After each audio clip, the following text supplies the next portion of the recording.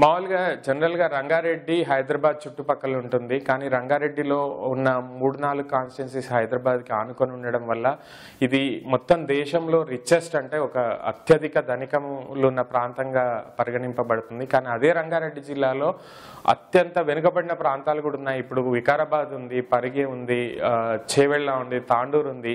ఈ ఉన్న అన్ని కాన్స్టిట్యున్సీలో తాండూరు అత్యంత వెనుకబడిన ప్రాంతము.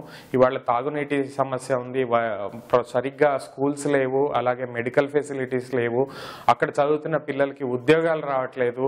మరి అక్కడున్న రాజకీయ నాయకులు ఇవాళ ఏం చేయట్లేదు. 2 ఫ్యామిలీల మధ్యలో ఇవాళ గత 60 ఏళ్ళుగా తాండూరులో 2 ఫ్యామిలీలు మాత్రమే వాళ్ళ అన్న తమ్ముళ్ళ ఫ్యామిలీలు వాళ్ళ కొడుకులు మాత్రమే ఎమ్మెల్యేలుగా ఉంటున్నారు. దానివల్ల అక్కడ లోకల్గా కానీ ఎంపీటీసీలు జెడ్పీటీసీలు వాళ్ళంతా కూడా వాళ్ళే ఒక కుటుంబ పాలనలాగా తాండూరు అయిపోయింది.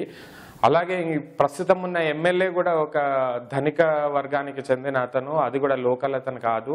సో అతను కూడా అక్కడ అనేక దౌర్జన్యాలకు దిగాడు. మరి ఇదంతా ఈ వ్యవస్థలో ఇలాంటి ప్రాబ్లం ఉన్నది.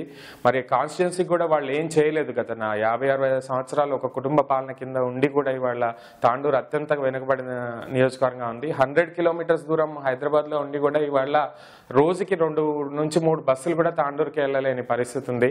ట్రాన్స్పోర్టేషన్ సరిగ్గా లేదు, రోడ్స్ సరిగ్గా లేవు.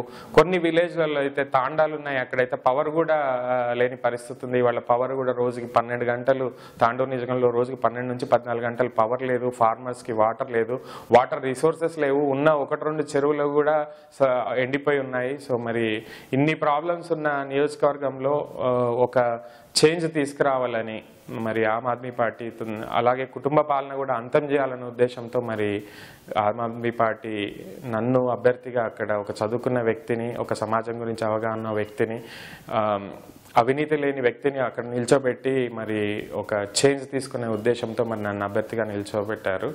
తప్పకుండా దానికి తగ్గట్టుగా నేను తాండూరు నియోజకవర్గం అభివృద్ధికి నేను అంకితం చేసుకుంటానని చెప్తాను. ఏవైతే పెత్తందారులు వేస్తుందో, ధనం, మదము, అధికార బలం ఉందో వాళ్ళని క్వశ్చన్ చేయడానికి కూడా ఈ పార్టీ అభ్యర్థిగా నేను ముందుకు వస్తున్నాను.